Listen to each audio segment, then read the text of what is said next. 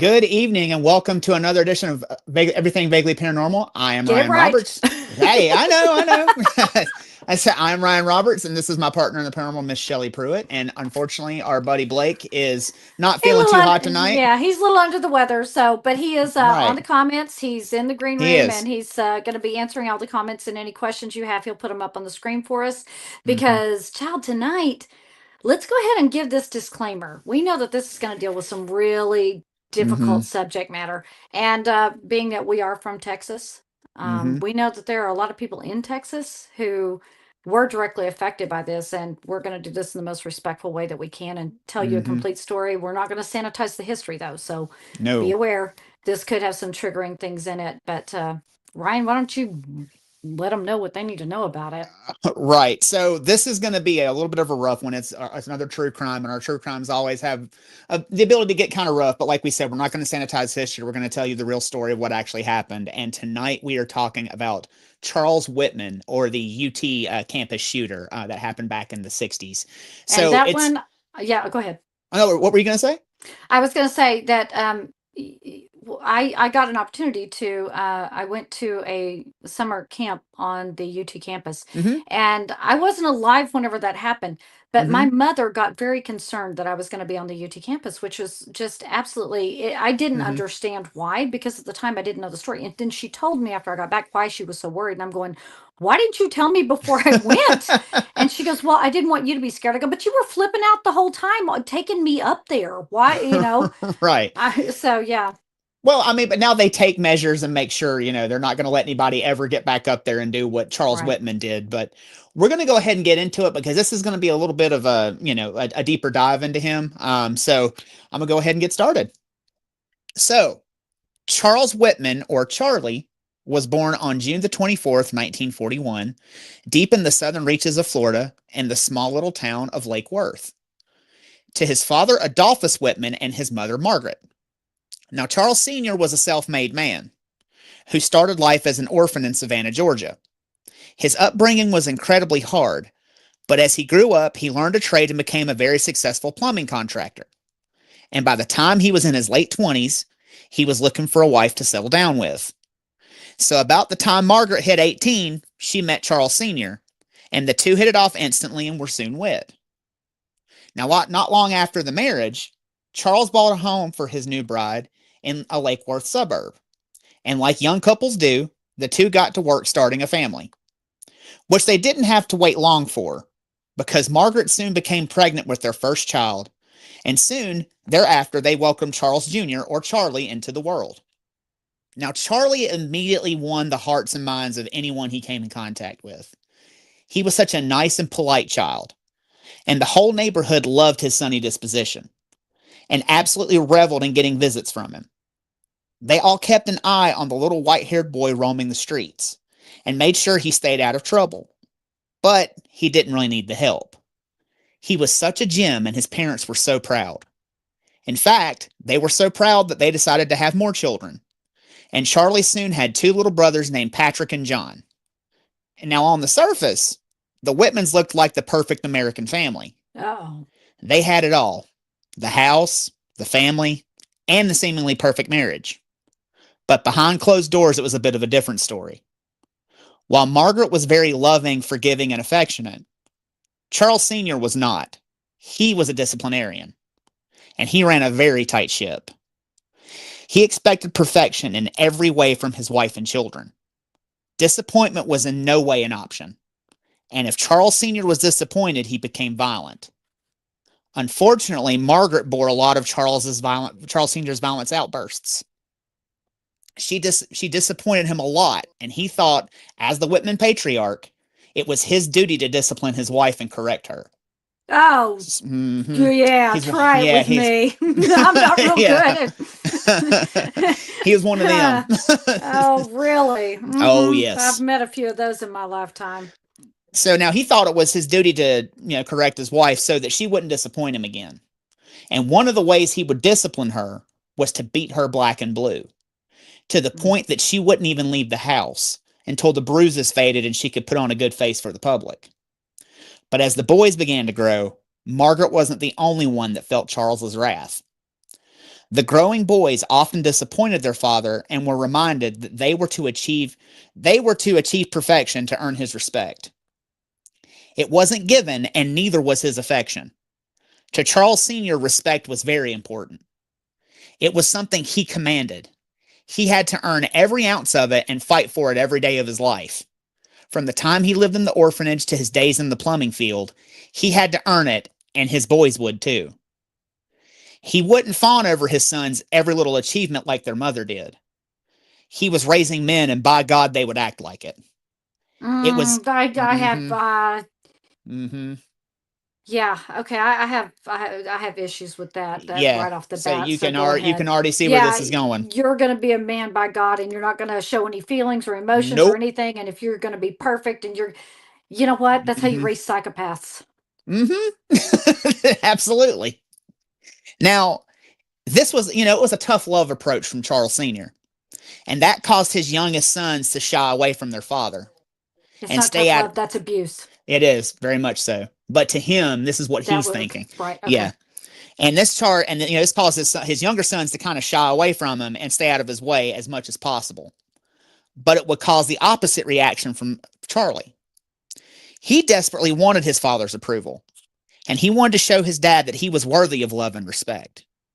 So he tried to do whatever was asked of him, and be as perfect as he possibly could for his dad. Now, Charles Sr. noticed his son's attempts to please him, and as soon as he could, he took Charlie hunting.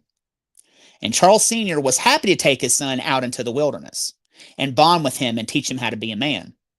So he bought the young boy a squirrel rifle, and the two spent early mornings deep in the woods. And as Charlie got the hang of the rifle, it soon became evident that he was a crack shot. He could hit any target at any angle and truly impressed his father. But then came time for the actual hunt. And Charles Sr. couldn't wait to see what his son could do with a live target. But just as Charlie had a squirrel in his sights and was just about ready to pull the trigger, he hesitated and couldn't bring himself to do it. The good-natured, jovial little boy couldn't hurt another living creature. He just couldn't. It didn't matter how much it would impress his dad. And for his act of kindness, he was met with violence. His father beat the fondness for animals out of him. No son of his was going to be some kind of pansy bleeding heart. So every trip to the woods and every beating, Charlie became less and less sensitive to killing animals for sport. And by the time he was old enough for school, he was spending weekends with his dad traipsing through the forest hunting for large game. Something Charles Sr. was very proud of. And the only thing Charlie could do that seemed to make his dad happy. Now, while Sr. was teaching Charlie how to quote unquote be a man, Margaret thought it was important for her son to be involved in the arts. So at her request, Charlie took piano lessons once a month. And shortly thereafter, a piano showed up in the house. And Charlie knew exactly what that meant. He was to practice every day to get as good as he possibly could. The last thing he wanted to do was disappoint Charles Sr., and he knew a beating was only one bad keystroke away. So he became exceptionally good at playing. But just to remind him of what would happen if he messed up, Charles Sr. put his belt right on top of the piano, directly in Charlie's line of sight. That's some serious psychological crap right Mm-hmm. there. I mean, you're Right. this is something this little kid is good at, and he Right. wants to do it. And so, Daddy bought the piano, Mm-hmm. but now Daddy expected him. Don't make a mistake. That's a Yeah. standard that this kid was never going to be able to live up to. No. And that's He's setting putting this kid up to fail right from the beginning. right, and he's putting an immense amount of pressure on this kid. And this kid is still not even in like school yet. Like he's like in like 5, 6 years old at this point. He's 5 and 6 years old, and he's hunting animals, and he's playing the Mm-hmm. piano, and Yep. is being threatened with a belt if Yep. he makes a mistake. Da da da da da. There you go. Oh my Uh-huh. God, that He's is gonna come down horrible. and beat the crap out of him. Yeah, Charles Sr. is not a good man That's whatsoever. horrible. Mm-hmm. Okay. Now by this time, Charlie was about 5 years old. And his exceptional piano playing and his marksmanship made his parents think that he may be more advanced than most other children in town. So they had an IQ test administered to see if their suspicion was right. And boy was it ever, because Charlie scored a 138. He was a certified genius, but he wished he wasn't. I Because bet. while he was happy his parents were proud of him, he knew school was just going to be another thing on his plate. And he was going to have to be the absolute best to live up to his dad's incredibly high standards. Were you going to ask? I was just gonna say, so he has school now, and Mm-hmm. you said he wished he wasn't that Mm-hmm. smart. Mm-hmm. Um, I already feel bad for little Charlie. Mm-hmm. I feel really bad for little Charlie because and this is can you give me the year on this? What year was Oh, this? so he was born in 41. So Okay. this is like maybe 48, 49. Okay. So we're still in this time frame where Mm-hmm. it daddy's beating the hell out of mama and then beating the hell out of kids, but Right. everybody just kind of looks like it's not any of our business. Right. Okay. I just want my time frame right. Yeah, Okay, go because ahead. remember the neighbors are watching him, and to the outside world, this is also this time too. To the outside world, everything is perfect, but You put on at that face. night when the doors close and everybody's in the house and you're not in front of the neighbors, you're not presenting for everybody, things can get That's kind when of you take rough. off your mask. Mm-hmm. Yeah. Okay. Absolutely. Now, Charlie knew he would have to be in the top of his class or else, and it was something he would struggle with for years. The pressure to achieve at everything became too much, and his grades often faltered despite his genius status. Not only because of his father's looming shadow, but the demands on his time as well. In addition to his schooling, he became a Boy Scout, and because of his father's high standards, he became the world's youngest Eagle Scout at 12 years old. Wow. And as the years went on, he became the star pitcher on the high school baseball team and manager of the football team. He also became an altar boy and even picked up a paper route. So he's got no time for nothing. This child is so overscheduled. Mm-hmm. Charlie operated in a constant state of high stress, but there was one space that he could relax. On days that it was too rainy and wet to deliver papers, Margaret would drive him along his paper route, and the two would spend time together, bonding and talking without the watchful eye and increasingly perceptive ears of Charles Sr. Even if for a brief car ride, Charlie felt like he could just be himself and cherish the time spent with his mother without the overbearing authoritarian over his shoulder. In that car, he learned what love felt like, and he knew sooner or later that he would have to get away from his father because that man didn't know what it means to love. As Charlie began to grow, so did his resentment towards his dad. He was stressed all the time and yearned for freedom and a way to blow off steam. So for his 17th birthday, his very source of grief bought him and his younger brother Patrick a pair of motorcycles. The freedom he so craved was now at his fingertips, and he took full advantage of his newfound freedom.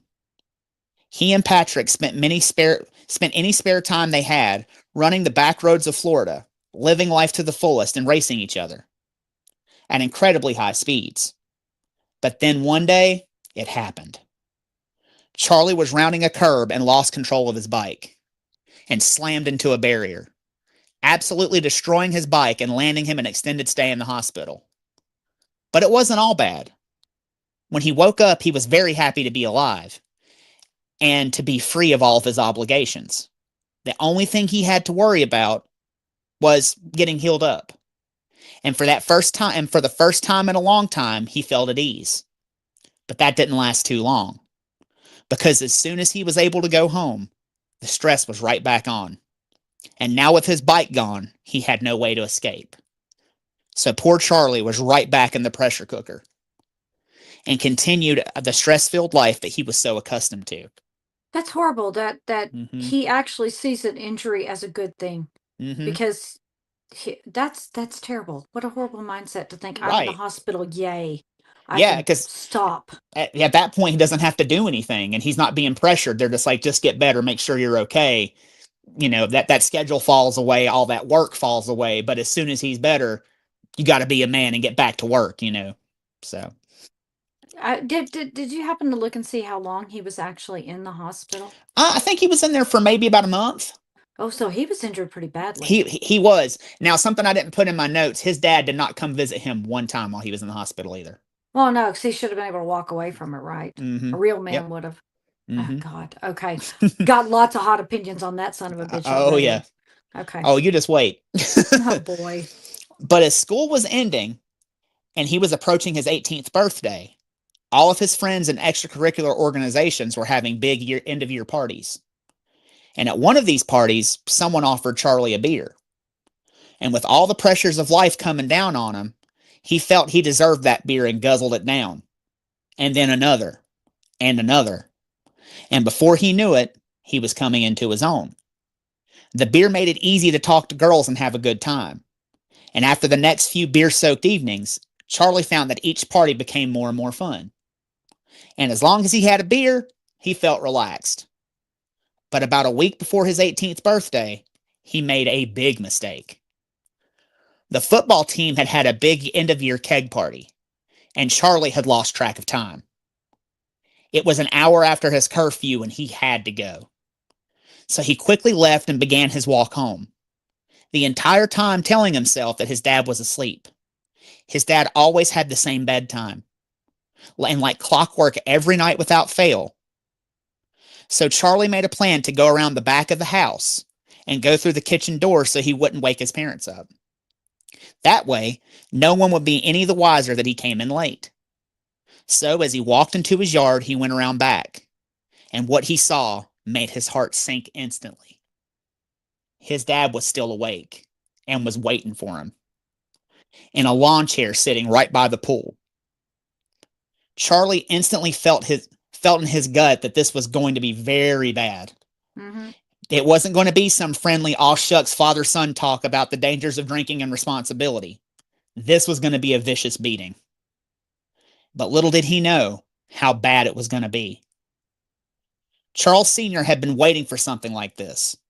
His son was growing and would be a man soon, and Charles Sr. wouldn't be able to exert his dominance over him much longer. It was his chance to show his son that there was only one man that resided in the Whitman house, and it was him. If his son wanted to act like a man and drink like a man, then damn it, he was going to fight like a man. Oh no. So Charles got up out of his chair and walked over to his son. Charlie was trying to apologize for being late, but mid-sentence was caught with a vicious punch to the jaw. He didn't even know what hit him, and before he could gather his bearings, several more punches rained down and things began to go dark. So he went down on his knees, hoping the punches would stop and his dad would have mercy on him. But that was not the case. Charles Sr. reared back and kicked his son in the ribs, knocking all the air out of his lungs. And in an attempt to catch his breath, Charlie looked up and could see his dad, with a look of abject disgust on his face. And then, as if he were kicking a football, Charles Sr. punted his son so hard that he rolled into the pool. Now, Charlie, being covered in bruises and in pain, sunk straight to the bottom and contemplated how easy it would be just to stay there and let the hands of oblivion carry him into eternity. At the bottom of the pool, there was no pain or stress. He could just stop breathing and it would all stop. And with that, the blackness began to creep in and Charlie let go. But he was jolted awake by his body dragging himself out of the pool, and as if some latent survival technique kicked in and saved his life. But as he was coming to, all he could think of was his father waiting beside the pool to dole out another round of beatings. However, it was completely quiet. He looked around, and his old man was nowhere to be found. Charles Sr. had literally beat his son and left him to drown, just to prove a point. Charlie decided right then and there that that man would never, ever hurt him again. He was leaving and never coming back. But I first, he... don't blame I Mm-hmm. don't blame him. I know. Can you imagine I know you don't have any children. Can you imagine even in your wildest and worst moment of nightmarish terror ever, number one, doing it to a child, number two, doing it to No, your own child, or number three, even doing it to another human being? no, not a million years. I mean, and the fact that he leaves him to drown. Leaves him to drown. That's, I mean, just to prove a point, just because I'm the man of this house and you're not, dude, he was a giant piece of trash. That's horrible. Mm-hmm. Absolutely. So he crawled through the house, and so But he had to drag himself inside and get into bed. So through immense pain and swollen eyes, he crawled through the house and laid down, and spent the next few days recovering from his beatdown. But while he recovered, he made a plan to leave. He didn't want to leave his mom, but he had to go. He couldn't live with a man that almost killed him.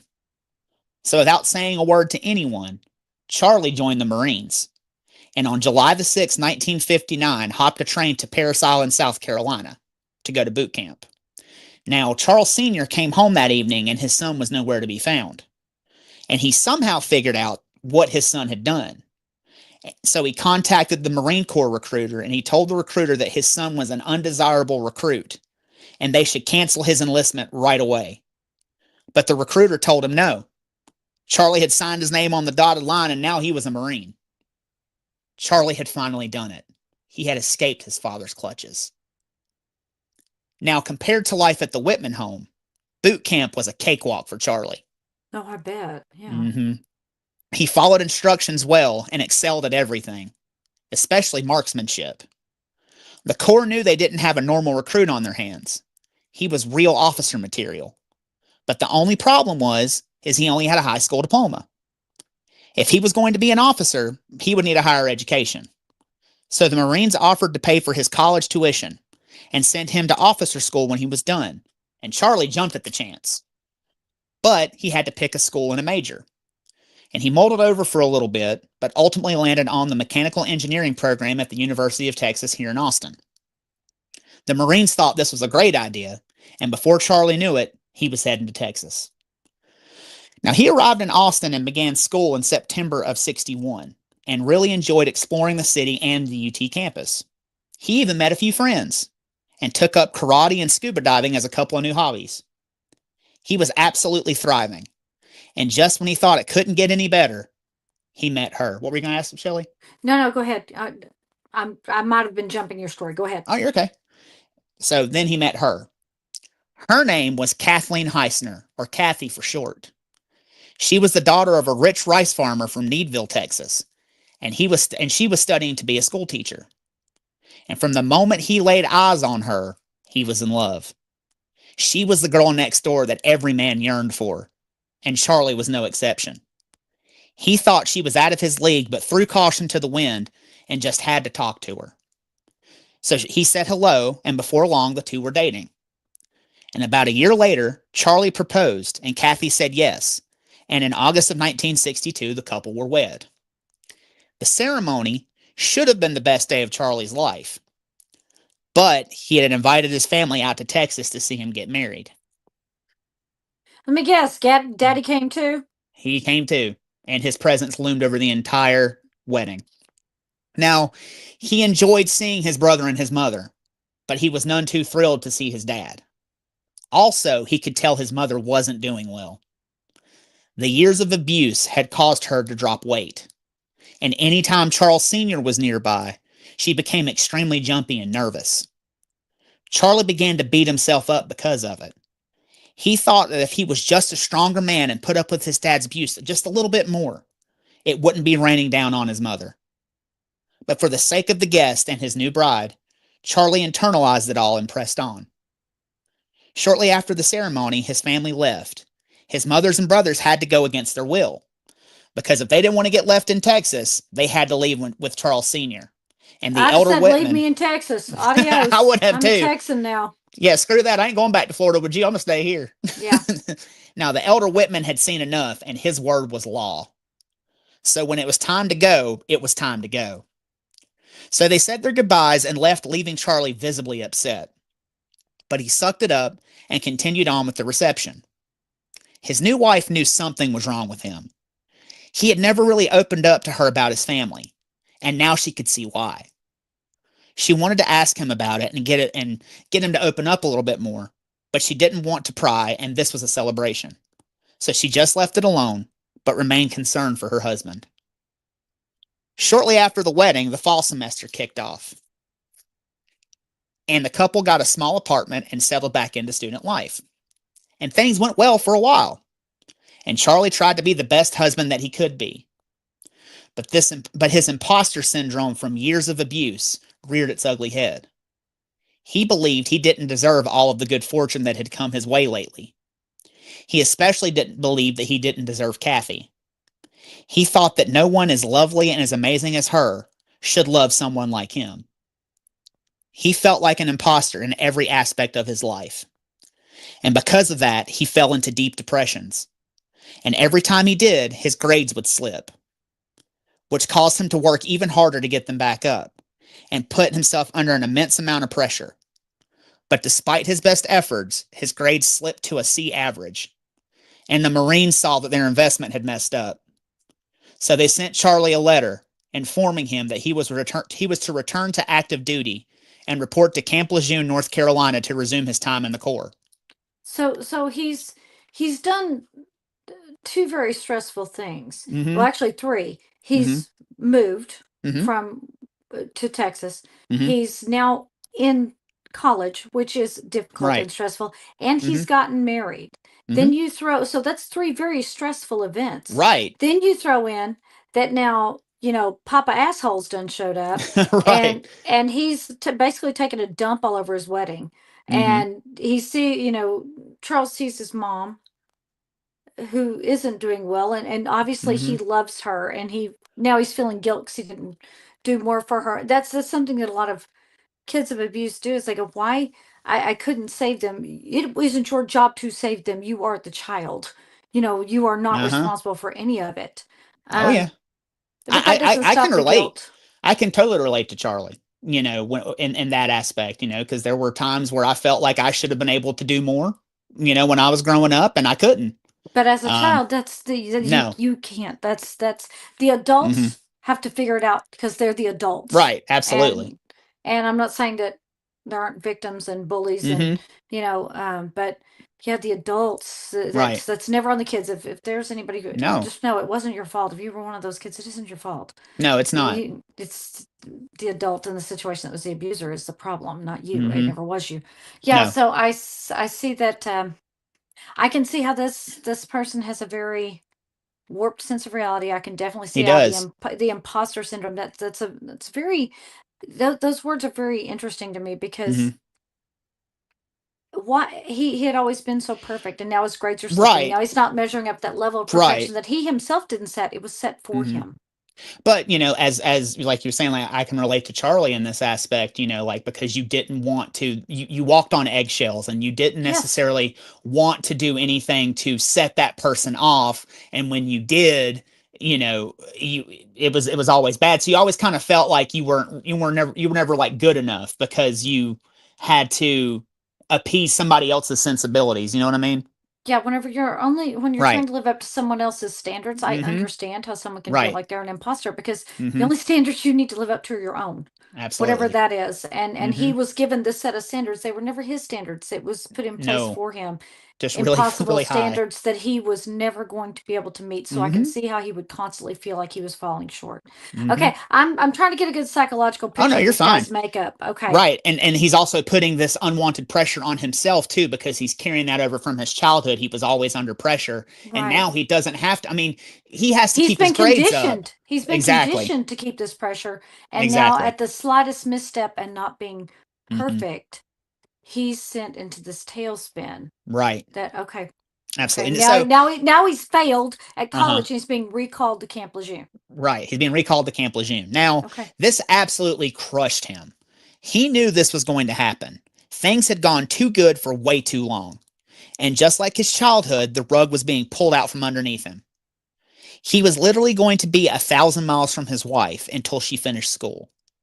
So that evening, he sat Kathy down and told her everything about his childhood and the immense pressure he put on himself, and about how he had been suffering in silence. And most importantly, he told her about the Marine letter. After he was done, he braced for the worst. He thought that this was it and she was going to end it. But to his surprise, Kathy reached out and embraced him, and told him that she loved him and nothing could change that. Charlie began to sob uncontrollably. He didn't know he was capable of feeling so loved, which made it even harder for him to leave. But duty called, and he had to leave his wife in Texas. Now, Charlie had an uneventful stint in North Carolina, until he fell in with the wrong crowd and began gambling. one of the crowd ended up owing Charlie money and Uh-oh. refused to pay him back. So, in a fit of anger and stupidity, Charlie flashed a pistol at his debtor, which landed him in jail for 30 days and a stint of 90 days hard labor.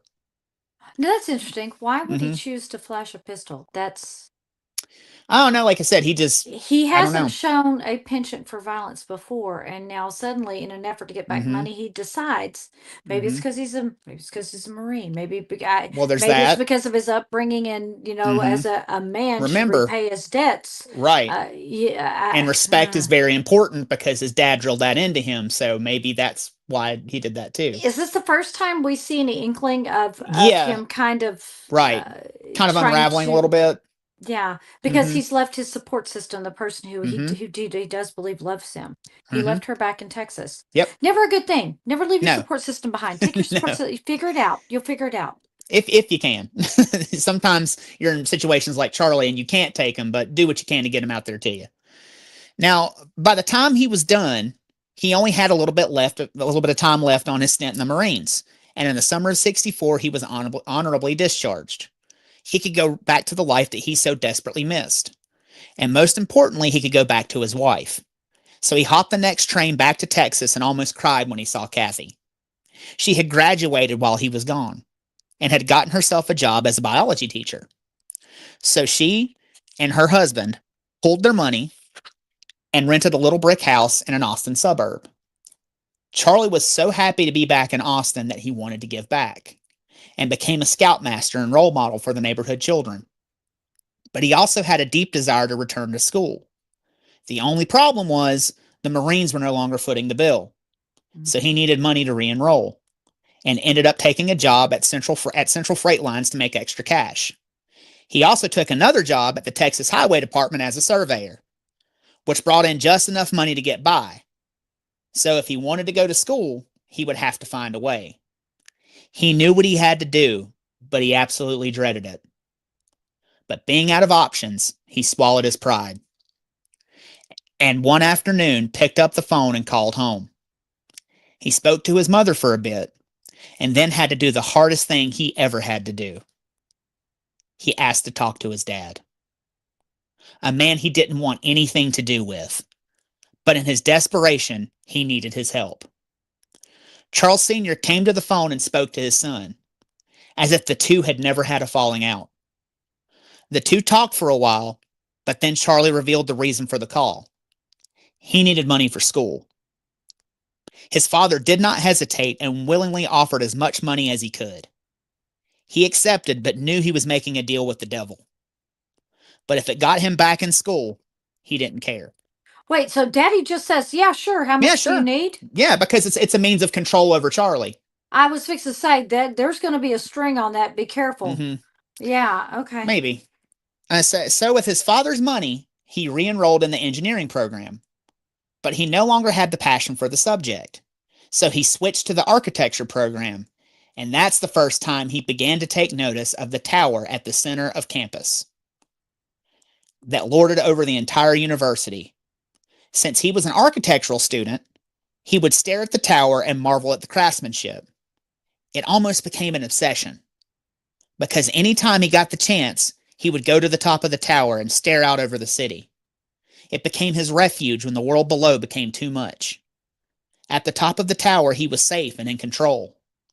But down below, outside the solace of his perch, his life was about to change.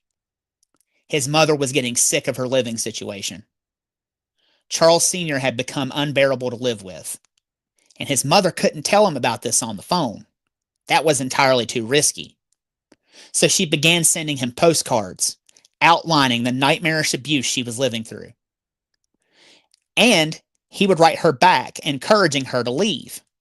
But it took quite a few correspondence, and finally, on February the 6th, Charlie got a phone call. Charles Sr. was at work, and Margaret was ready to leave. She just needed Charlie to come pick her up. So he immediately jumped in his car and drove to Florida. The whole way he wondered if there was going to be a showdown with his father over his mother. He prepared himself for what may come, and as an insurance policy, he stopped at a phone booth and called the local police to be on standby. So when he got to his childhood home, the police were waiting, and so was his mother with her bags packed. Luckily, his dad wasn't there. So the loadout went as smooth as possible, and Charlie drove his mother back to Texas. Once back home, Charlie got to work setting his mother up. He got her a job at a local cafeteria and got her all set up in a new apartment of her own. She was so grateful that she had such a good son that would help her escape her former life and get her all set up. But what she didn't know was he was covering half of her rent. He felt it was the least he could do for the woman who raised him. She had been through so much and deserved to be happy. But Charlie had put more pressure on himself, trying to provide for his wife and his mother. Because in addition to his classes and part-time jobs, Charlie had gotten yet another job as a bill collector. And when his brother John got into trouble, he asked Charlie for $25 to pay his bail. And being the ever-dutiful brother, he paid it, which was enough to send his finances into a spiral. So he picked up another job as a bank teller. He was trying his best to be everything to everyone, and it was killing him. Trying to be the perfect son, the Mm-hmm. perfect brother, was trying too hard to be Mm-hmm. perfect. Yep. So, like his previous stint in college, his grades began to slip. Something had to give, so he resigned his scoutmaster position and pulled his grades back up. But all was not well, because now he was plagued with vicious tension headaches. That began to affect his concentration. But he pressed on and continued his insane regimen. On top of all these stressors, he wondered if his dad was still going to pay for school. And much to his surprise, he did. But he would call Charlie all hours of the night, begging him to just talk to his mother and convince her to come back home. This added another stressor to Charlie and seemed to be too much, and Charlie was so stressed out that he developed insomnia. And he was hardly eating. He knew he needed to see a doctor to help with his severe mental exhaustion. So he went to the campus doctor and told him how exhausted he was. And the doctor had just the thing to cure him and prescribed Charlie amphetamine dexedrine. So he took the drug, and his energy came back with a vengeance. But all was not right. One day after taking his medicine, he got a sudden urge. So he packed a suitcase full of clothes and was going to leave Austin and just drive until he ran out of money. But before he was about to leave, a friend dropped by and talked him out of it. His friend listened to him ramble incoherently and made him schedule another visit with the campus doctor. Once his friend felt like he was in a good place, he left, and Charlie instantly called back and canceled the appointment. He was the one in control of his destiny, and no pill or doctor was going to tell him what to do. So he has taken the medicine, and yeah, he took the amphetamine dexedrine. And so this isn't like the stuff that was in the old diet pills where you take one, you clean the entire house in like 15 Probably, minutes. I think so. I mean, because if it's amphetamines in the 60s, I mean, it's like baby meth. You know, it's like it's so he takes this, and now you know, a lot of people had very bad allergic reactions They to did. dexedrine, something a lot of people were very allergic to. I wonder if there was some kind of an allergic reaction that he had that maybe threw something off with I don't him. know. It just And made him I flip. wonder how much he took. We don't have any information on that No, either. he just I assume because he's so regimented, he took as directed, but it's still. You're probably right on that. But the whole thing about he wasn't going to let someone tell him what to do with his life, even though he's friend. So now, when he should be listening and doing his friends like, you need to go back to this doctor. Now it's like, nobody's going to tell me what to do. No. Okay. Again, for someone who never really got to make their own decisions, knowing when the decisions are right and when they're wrong, because you've never had a chance to learn how to make those decisions. Now he's making the wrong one. He absolutely should have gone back to that doctor. He is, but that's also his dad talking. That's his dad in his head talking, saying, you know, you're a man. You control your destiny. Nobody else controls that destiny but you. Yeah. So he's having to fight those demons as well. Okay. So he went along in a state of exhaustion, just hoping he would get better and he could get some things off of his plate. But a few days later, he and Kathy got into an argument. And in a fit of rage, he completely blacked out. But when he came to, He had become the very thing he hated, a wife beater. Oh no. Kathy was laying on the floor and he was standing over her. He was so disgusted with himself and immediately apologized and went to get ice for her cheek. He begged her for forgiveness and swore to never do it again. She forgave him and he clung to her and cried his eyes out. He couldn't lose her. She was the only good thing in his life. He promised he would be better for her and knew he had to fix his deteriorating mental state. So Charlie began to take stock of his shortcomings and felt stress was the root of his problems. So to combat his stress, he began writing self-affirmations on numerous pieces of paper and obsessively began referring to them throughout the day, or when he and Kathy had a disagreement.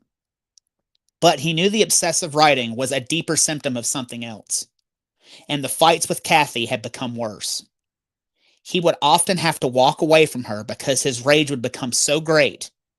If he didn't, he knew he would hurt her, which was the last thing he ever wanted to do. He knew he couldn't go on like this, and he knew there was something wrong with him. But he couldn't quite put his finger on what it was. Yes, the stress of keeping up everything in his life was great, but Kathy had been his solace. He didn't want to hurt her and he did not want to be this way. So he decided to go back to the doctor and to see if he could get some help. In March of 66, he went back to the campus hospital to see if, he could get some help for his growing rage problem. He told the doctor about the stress and anger he had been feeling. So the doctor prescribed him Valium to even him out and bring his stress level down. Uppers and downers and uppers and downers. At yes. The same time. She also noticed his mental anguish and strongly suggested that he see the campus psychiatrist. Charlie didn't want to go see a shrink. It was against everything that he had ever been taught. That would have been considered a weakness then. Yeah. A man should be able... Instead of applauding him for saying, right, there's something wrong. Good for you. Let's go help you fix it. Right. He's in the mindset of, I'm so embarrassed. There's something wrong with me. I'm not going to go see a head shrinker. I'm not crazy. I get mad a lot. Yeah. I'm sure there was a lot of justification in there. Right. And back then, as a man, you just did not seek mental help. Yeah. That's, like you said, it was a weakness. It was, what's wrong with you? Why are you going to talk to a doctor? Yeah. Yeah. I'm sure he considered it a weakness, which he was, for all intents and purposes, not allowed to have. Okay. So a man should be able to handle his own problems and not bare his soul to some doctor. But he knew that it was his father. He knew that was his father talking. He knew he desperately needed help. And if for no one else, he needed to do it for Kathy. So he swallowed his pride and made an appointment.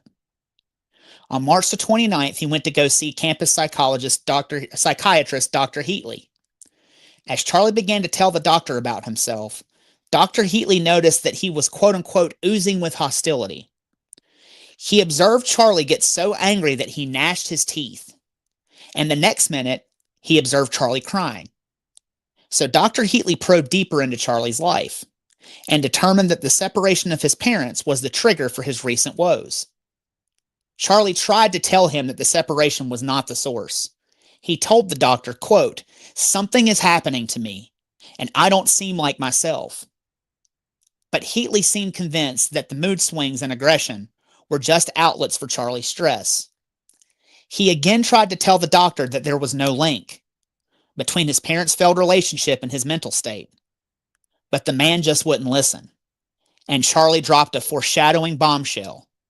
He looked directly at Dr. Heatley and said, quote, "Sometimes I think about going up in the big tower on campus and shooting people with a deer rifle." Dr. Heatley didn't bat an eye, though. Charlie didn't seem like the type of person that would do such a thing. So he scheduled another appointment with Charlie and gave him his personal phone number should Charlie need to talk. Why would he want to talk to him? The doctor isn't listening to him. Nope. Didn't listen to him whatsoever. The doctor is like, oh, well, I have the degree, settle down, young man. I have the degree, and I'm telling you, it was because your parents split up. That's why you're angry, because I know it's embarrassing. Right. No, he's saying there's something wrong with me, and the doctor's not listening to him. Right. He's telling the doctor, hey, I'm blacking out. I've got things wrong. I know there is something wrong. Please help me. And the doctor, like he said, the doctor, like, no, I know better than you. Sit down, young man. This is due to your parents separating. No, it's not. I have a problem. Help me. and he And just the sad part is that mm-hmm, that a lot of times still goes on today. mm-hmm, They're like, "Oh, you don't understand. You're not a doctor. Let me tell you what's." No, I'm telling you that's not it. This is what this right. is. Yeah. Mm-hmm. Oh goodness. Okay. So, And he's but doing it for right now. He's doing everything right. he's He doing says everything he there's can. something wrong. I'm going to find out what's wrong. He's doing everything right to Mm-hmm, try to get help, and he is basically being ignored at every turn, or mm-hmm, talked down to, or overridden.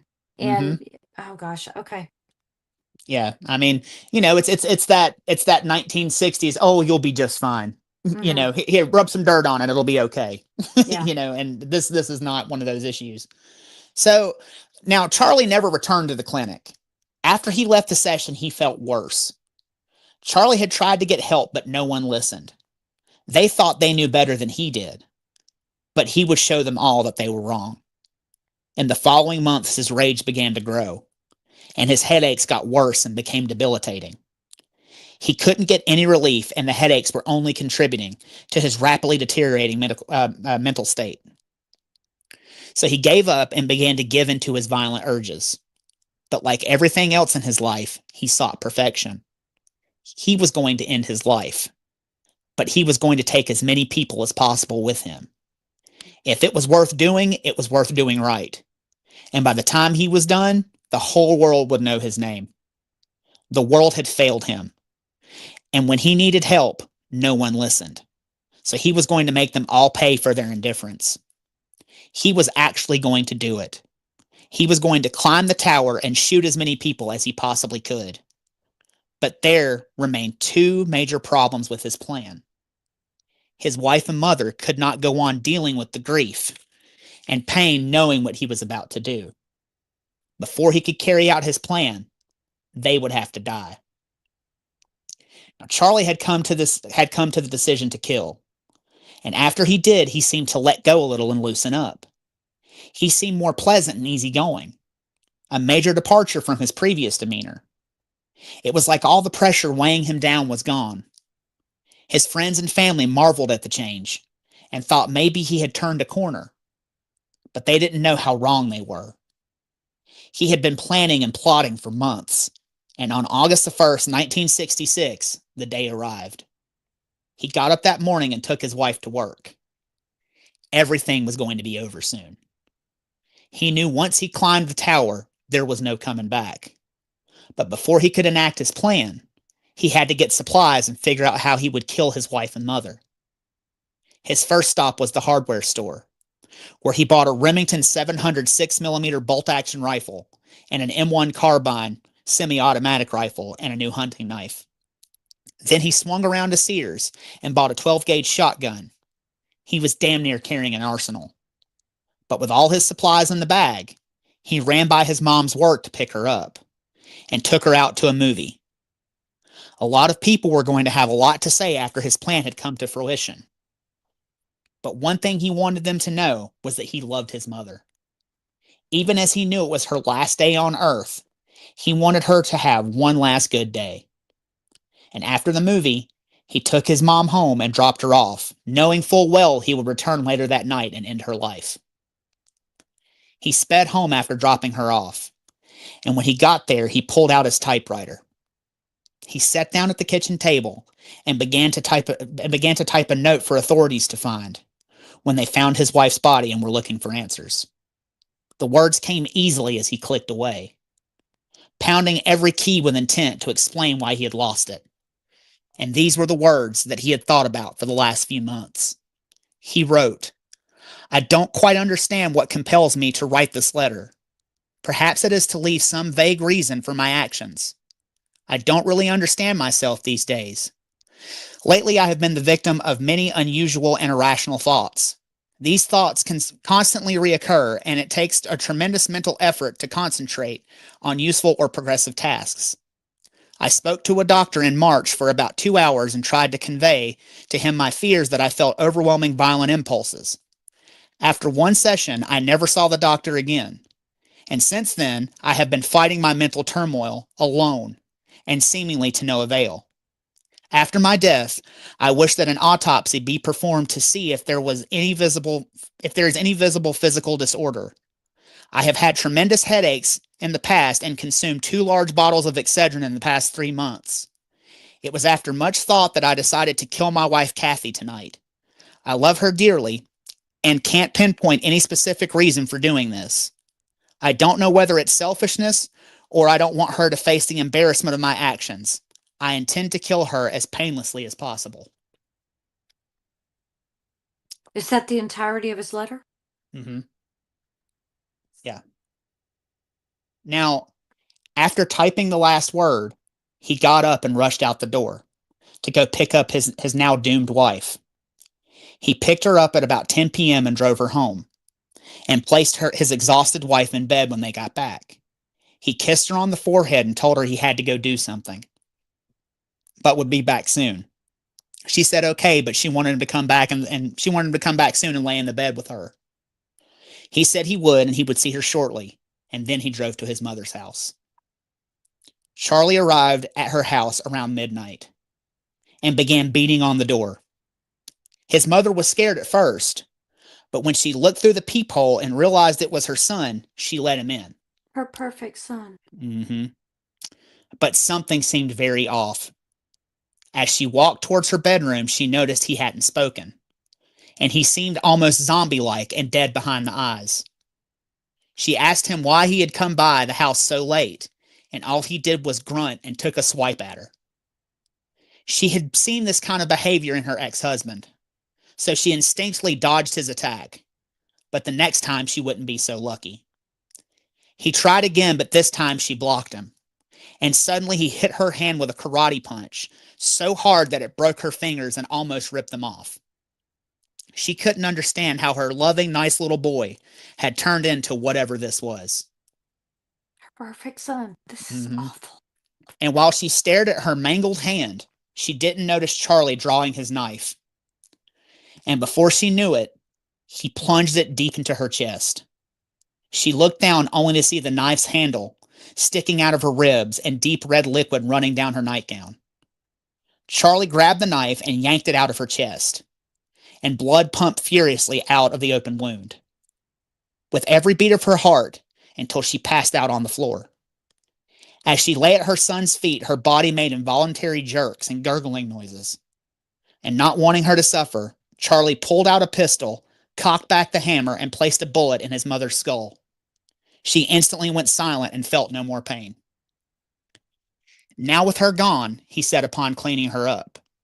He picked up her body and placed it in bed, and went into the living room and found a notepad where he wrote, "I have taken my mother's life and am very upset having done it. If there is a heaven, she is there. I am truly sorry, but this is the only way I could see to relieve her of her suffering. Let there be no doubt I love that woman with all my heart. If God exists, let him understand my actions and judge me accordingly." He placed the note with her cold, lifeless body and cleaned up in the bathroom. He hopped back in his car and headed home. His mother was gone, and now it was his wife's turn. As he drove home, he sobbed. He never wanted any of this. Had someone just given him the medical help he needed, none of this would have ever happened. But now it was too late. And around 1 a.m., he pulled back into his driveway and silently entered the house. He stalked the halls like the trained assassin that he was and entered their bedroom. This kill had to be quick and painless. He never wanted to hurt Kathy, but he had to spare her the shame. So he took his knife out and held it over her chest for quite some time, trying to muster up the strength to follow through with his plan. He knew it was now or never. If he didn't pull the trigger, now he never would. So with all of his might, he plunged the knife right into her heart. She let out one last breath but was instantly dead. He had done it. Both women he loved dearly were gone. Now all there was left to do was shower and enact the third part of his plan. So Charlie washed all the blood off of himself and waited. At about 5:45 that morning, he called his wife's work and told her boss she was too sick to come in. After he hung up, he grabbed his old Marine trunk and began putting all the supplies he would need inside, including his rifles, new shotgun, a 357 Magnum, a Luger, and copious amounts of ammo. He knew he couldn't carry all of that, so he placed it on a dolly and donned a pair of khaki coveralls to look like a maintenance man. He packed the dolly and crate in his car and set off for campus. Charlie drove right up to the campus parking lot and convinced the security guard that he was a research assistant. So the guard gave him a parking pass, and at about 11:30 a.m., he rolled his crate full of guns right into the main building. The tower was beckoning him, and he would be there soon enough. He walked over to the elevator and pressed the button. He rolled his crate inside and ascended to his perch. At the top of the tower was 51-year-old observation deck receptionist Edna Townsley. When Charlie emerged from the elevator and hauled his equipment up the small flight of stairs to the top, Edna thought he was a maintenance man because of the way he was dressed and the crate that he had, and walked over to him. As she approached, Charlie opened his crate and hit her right in the face with the butt of his rifle, breaking her eye socket and fracturing her skull. She hit the ground, and Charlie drug her body and placed it behind a sofa. Once she was immobilized, Charlie barricaded the top of the stairs with furniture, so he wouldn't be interrupted while he rained terror down upon Austin. But as soon as he was done, he heard the elevator ding.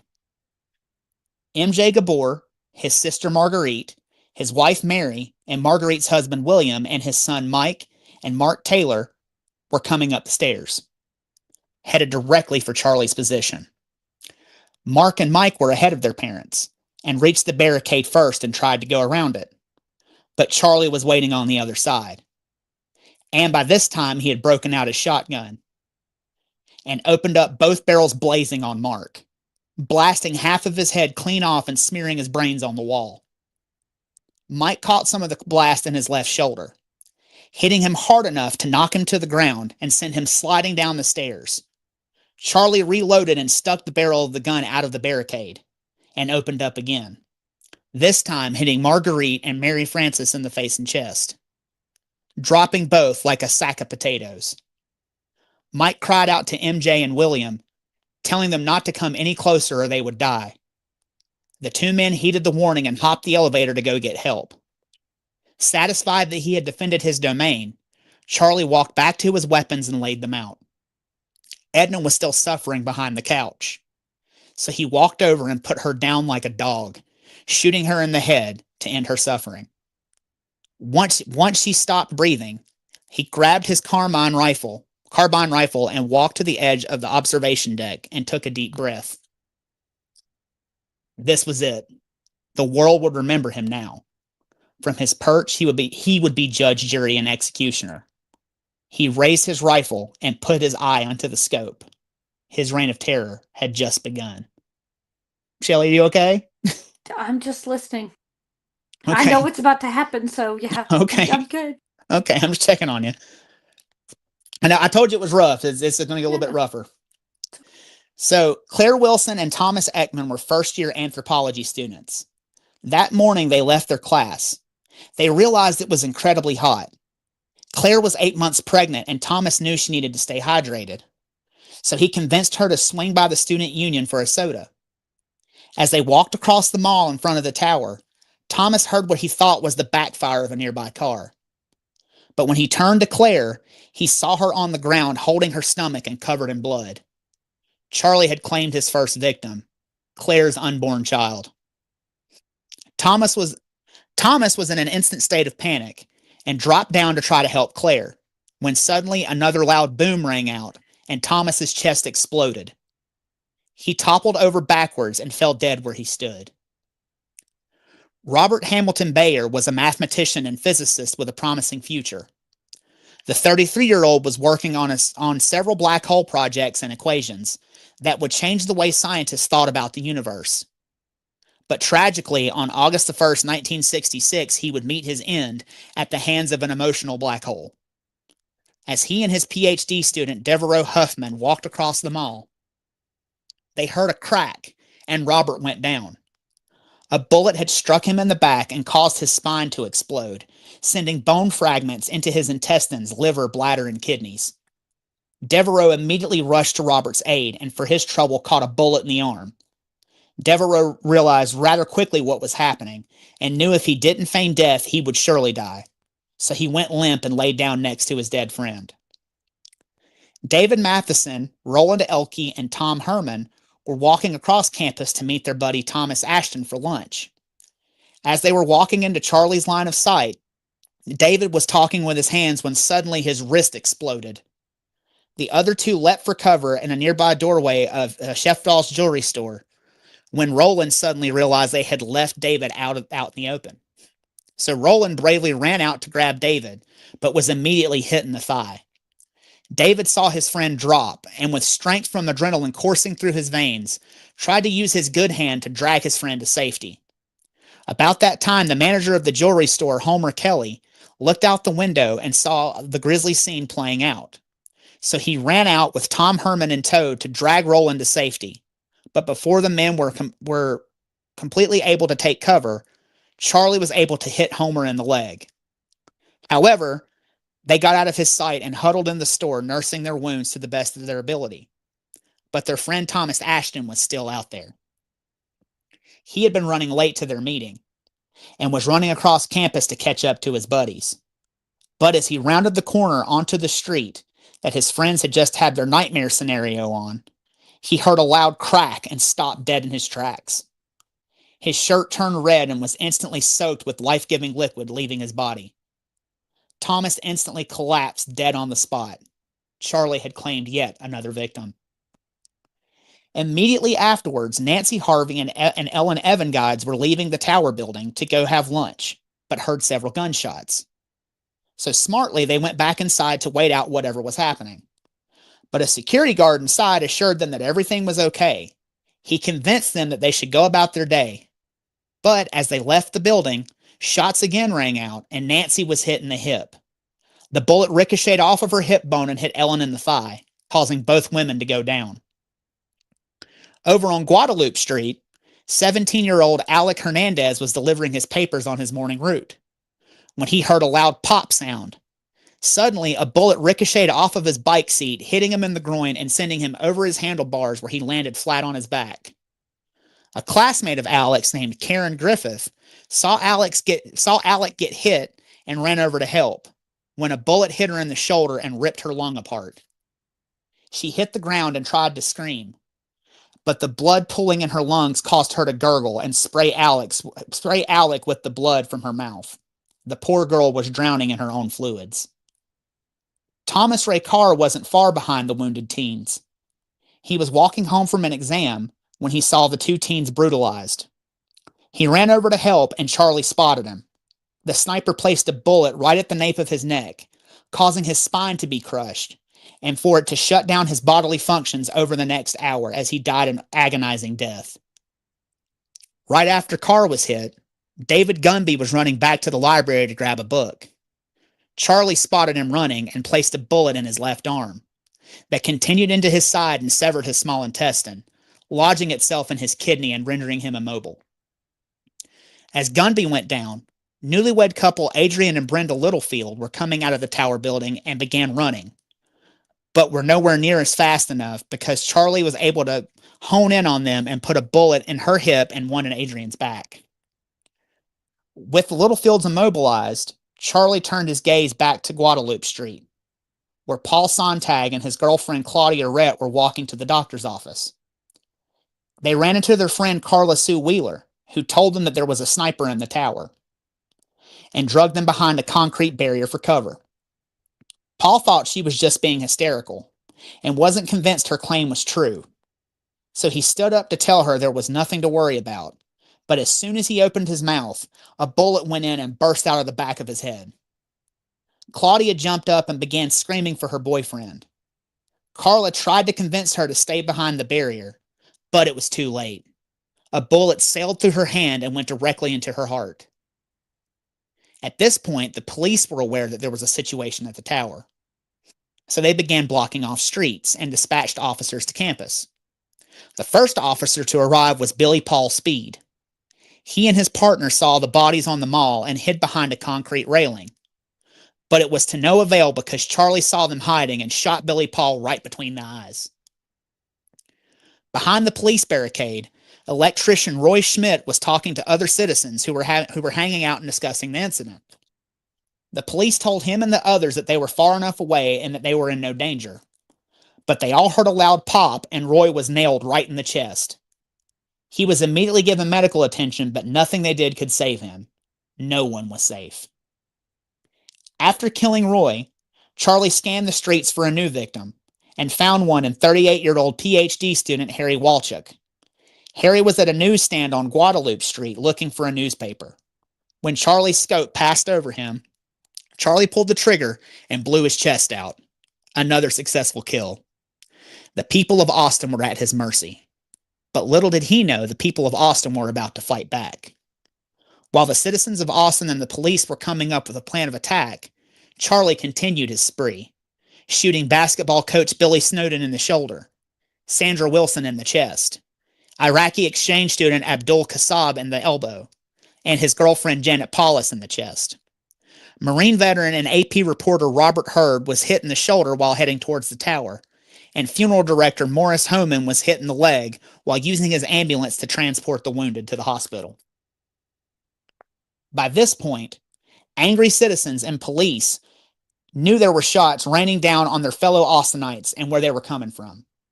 So they gathered their guns and began to fire at Charlie. Yeah, this is Texas. You ain't going to try and do that shit and somebody's not going to fight you back. So they grabbed the guns and they began to fire back at Charlie. Up in the tower, Charlie retreated away from the side and was now firing around the base of the tower.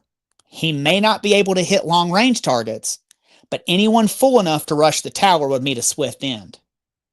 The police knew they couldn't get past Charlie to apprehend him or kill him, so they came up with another plan.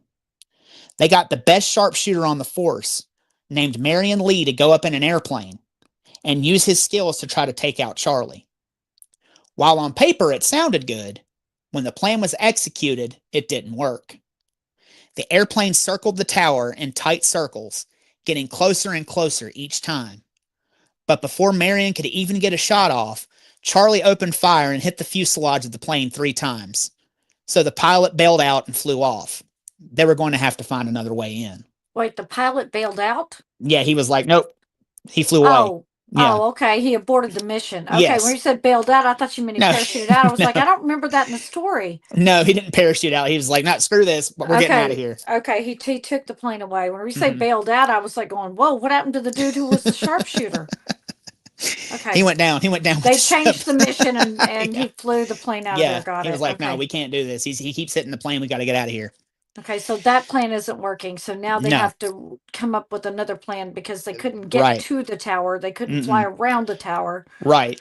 And this is before helicopters and everything, so they had to, the airplane was the best option they could come up with. They didn't have a helicopter at their disposal. No.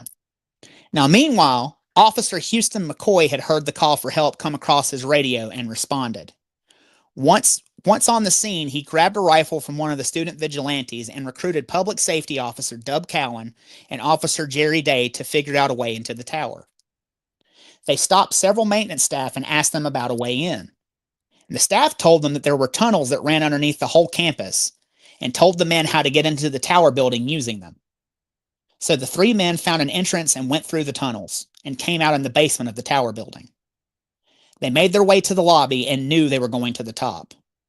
But just then, Officer Ray Martinez busted through the door. While Charlie was firing out of the other side of the tower, Ray risked his life and sprinted into the building, with the same thought as his compatriots. So the quartet began to lay out their plan of assault, when retired U.S. Air Force gunner Alan Crum burst into the lobby. He also had risked his life to try to stop the sniper.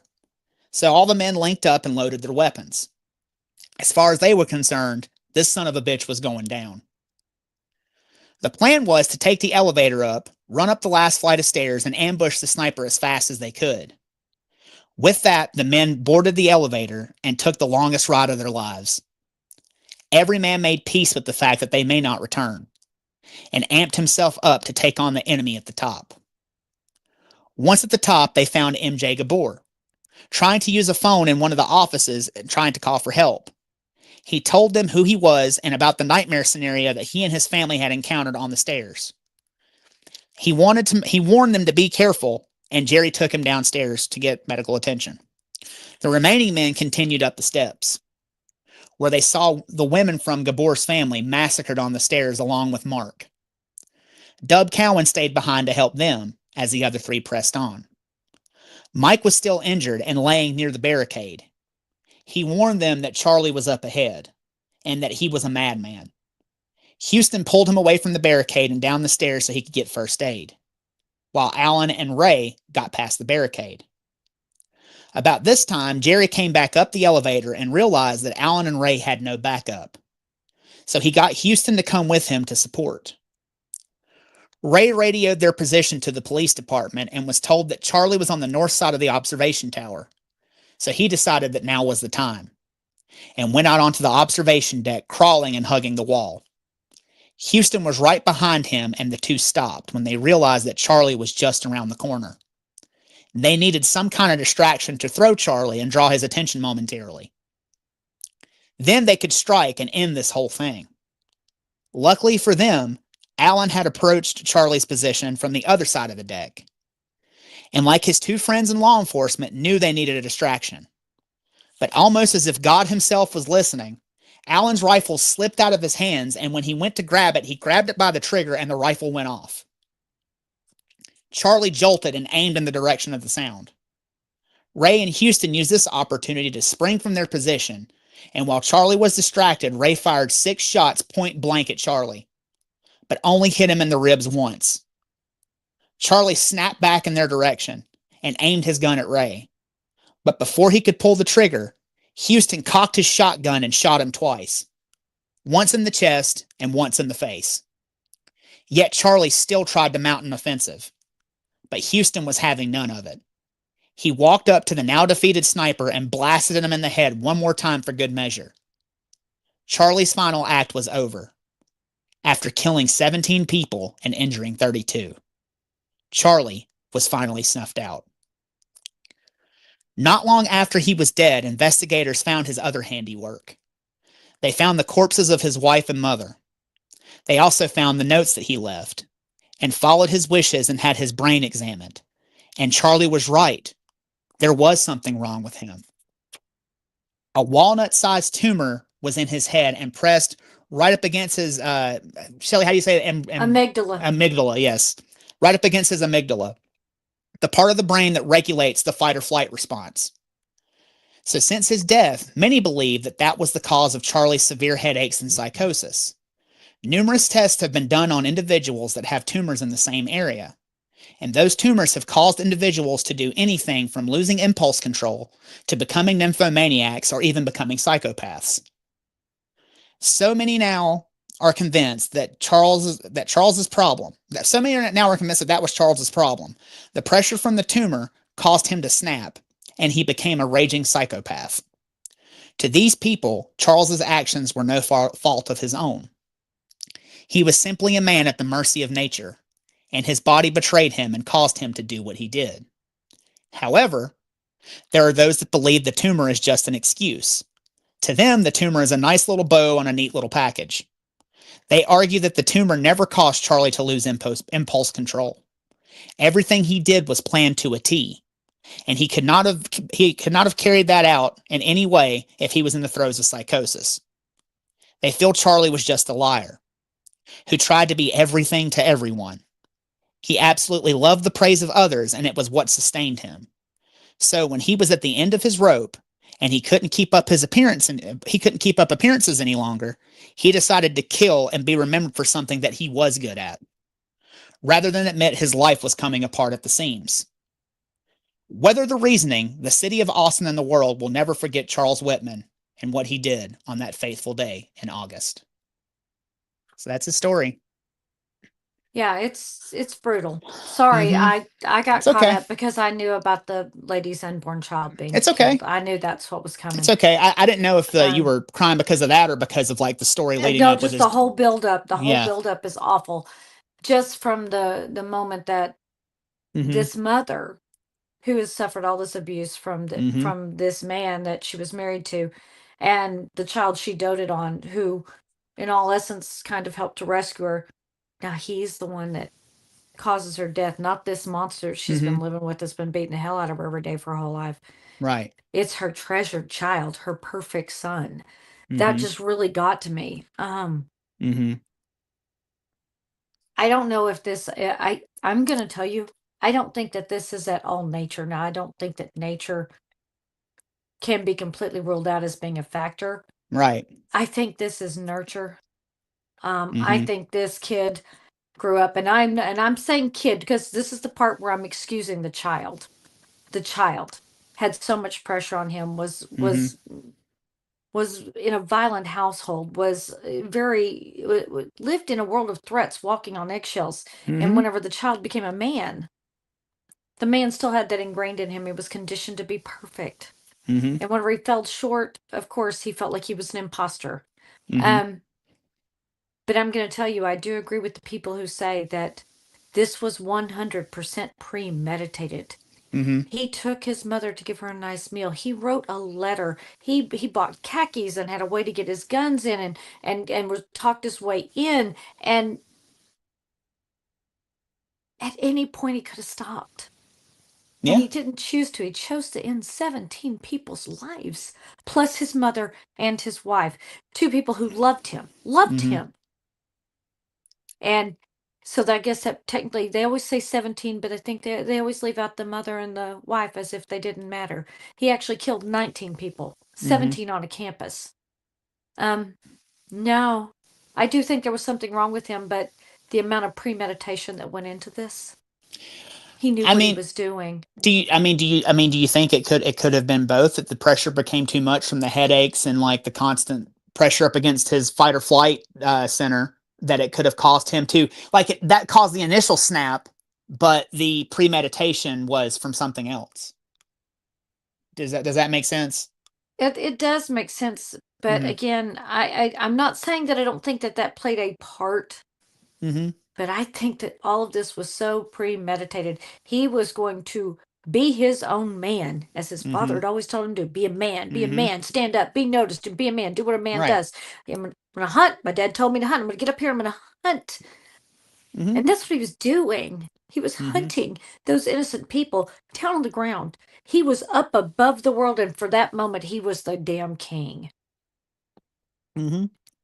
I cannot excuse his behavior by very quietly Right. saying it's because he had something wrong right here. Right. And I'm with you on this, honestly, because like now it is interesting that he did have that tumor that was pressing up against that center in his brain, but he made the conscious decision that if I'm going to do this, it's going to be perfect. I have to And be it's going to perfect. be Like big. uh-huh.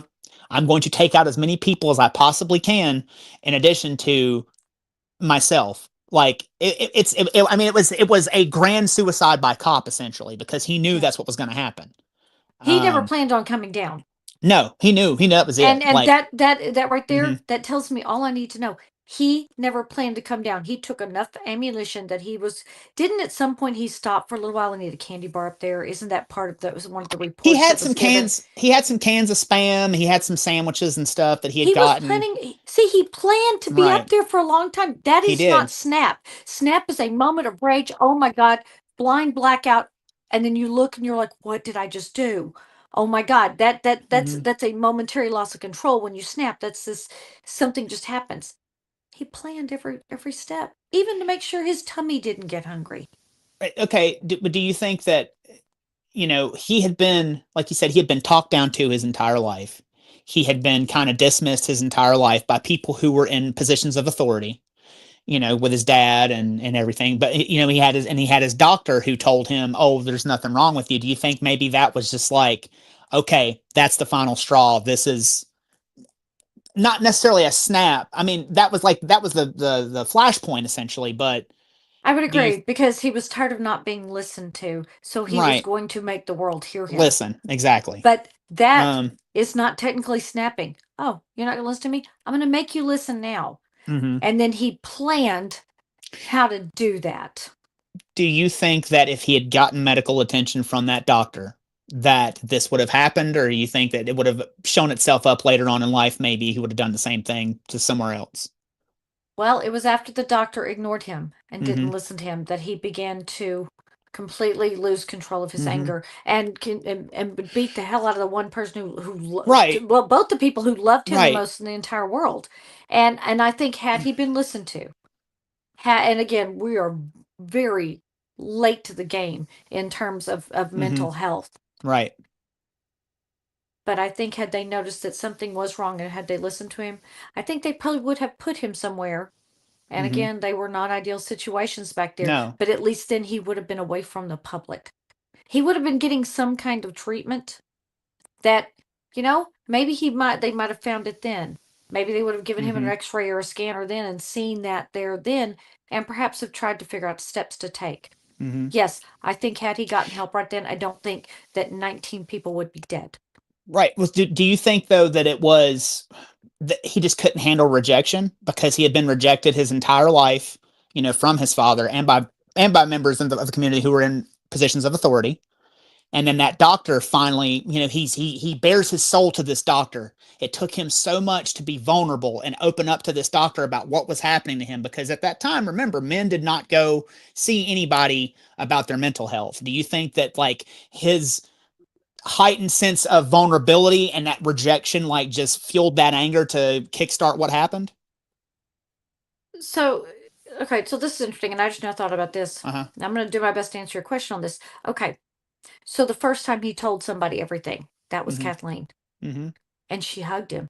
She Yeah. accepted him. She loved him. She Right. wanted to make it better. She wanted to help him and told him no matter what was wrong, she was there. And she meant it because she stayed. So now here he is. It's a doctor. He feels safe, but it's a man.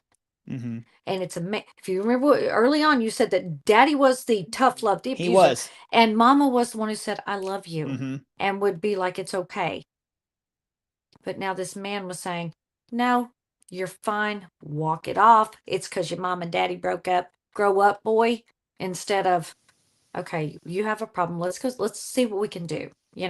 And then he's been put on uppers and downers, which also, okay, uppers and downers for Valium and amphetamines, basically, Mm-hmm. to stabilize his mood, which we all know that doesn't work. That you go from one extreme to the other, that does not work. Right. We know that now. Right. Um, I think that the destruction of him Mm-hmm. was inevitable at some point in his life, but the destruction of others was not necessary in that.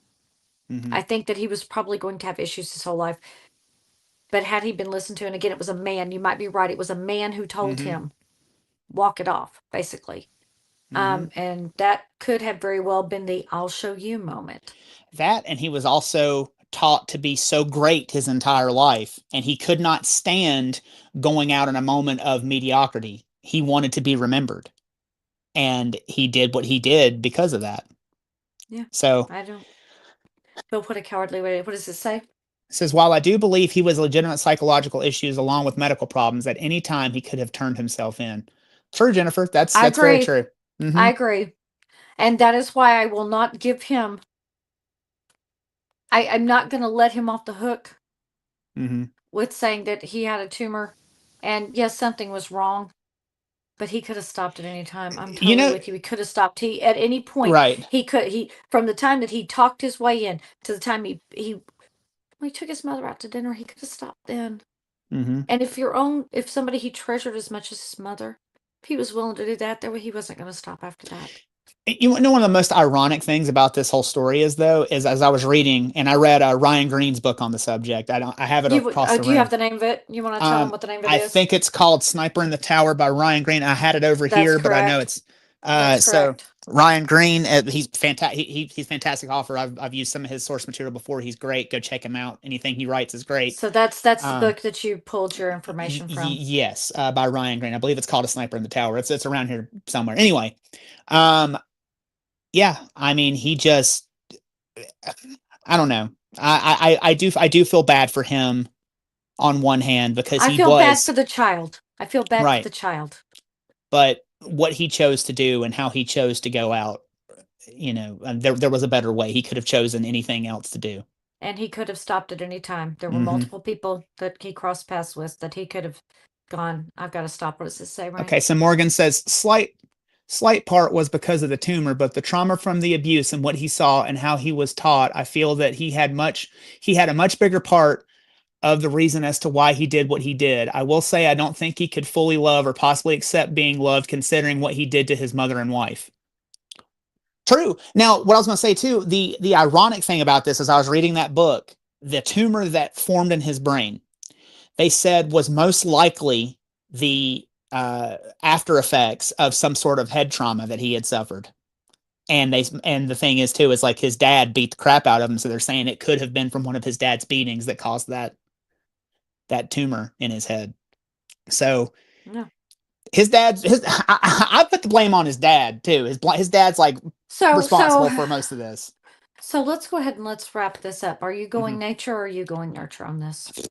I'm gonna go nurture. I mean, there is a nature component, obviously. I mean, he did have something wrong and he knew he had something wrong, but the fact that like he meticulously planned and knew what he was going to do, I think is nurture because it's that perfection. He wanted to achieve that perfection before he went out. What about And you? I'm gonna agree with you. I think it is nurture because because again, if it's nurture Mm-hmm. and if that potential head trauma is what made that tumor grow, guess what? It's all nurture. There was no nature for that child to initially be like that. Mm-hmm. And my heart breaks for the little boy that went through all of that. Mm-hmm. The grown man who had choices. Right. And, Sorry. and something I will say too is if you are experiencing any sort of negative mental health crisis or a mental health crisis, anything that if you need to reach out for help, please reach out for help. Please There are do. people out there that will help you. And you're not weak. There's nothing weak about reaching out and asking for help. In fact, So, that's actually makes you a much stronger person. mm-hmm, And there is absolutely. no shame in going, I need somebody to talk to today. Ask poor Ryan and Blake. I called him almost daily going, oh my God. You ain't never They're, going to believe. yeah, yes. So it's always good to have something like that. So with that, Absolutely. I'm going to do my best to tell you everything you need to know, which is make sure that you go and subscribe to our YouTube and our Facebook pages if you haven't already. Also, check out our Patreon. It's just $5 a month, and you can try a 7-day free trial where we, oh goodness, we talk about all kinds of things we really probably shouldn't be talking about. If you really want to get to Probably know us, not. go become a Patreon member. Also, if you want to see us this year, we are going to be at several different Paracons. We are going to be, now, Ryan, you're going to have to help me. The Fan Expo. Fan Expo in Dallas. And then we have, after that, we're going to have the Paranormal Rock Down Mm-hmm. at Broadhead in Broadhead, Wisconsin. We're going to then go to the Gettysburg Battlefield Bash in Gettysburg, Pennsylvania. Mm-hmm. Then we're going to head over to Vernal, Utah for Phenomenon. And then we're going to go right back up north and head out to the Rock Island Esoteric Expo in Rock Island, Illinois. Thank you. Iowa, Illinois. It's in Illinois. It's Rock Island, Illinois. Illinois. Okay, I thought I had it right. So Right you outside. can It's come close and to check Iowa, us out though. there. Yeah, real close. So you can come and check us out there if you wanted to meet us in person. Also, make sure you keep your eyes on our Eventbrite page because as soon as we find time to put in some events up there, some ghost hunts up there, you'll be able to come and join us and get a ticket to come and join us on a ghost hunt, an investigation. If you've never been before and you want to come with us, keep your eye on that page. We do have some new places that are going to be on there, and as soon as we get a date settled on with our people, we're going to put those up. So make sure you keep your eye on that. And also, if you would please, if you have any kind of questions or want to know something about the show, please email us at theevppod at gmail.com. I almost spelled out GMAIL. That's THEEVPPOD at gmail.com. And please go like, share, and subscribe to that YouTube page. All right. So for my sorry, I'm getting tongue tied at the end. You screwed up the intro and the outro. I did. Go ahead. You're fine. Go ahead. So for my partners in the paranormal, Miss Shelley Pruitt, Mr. Blake Smith, I'm Ryan Roberts. Thank you for tuning in to another weekly edition of Everything Vaguely Paranormal, and we will see y'all next Tuesday. Bye bye. It's hard to talk that long. I know. You're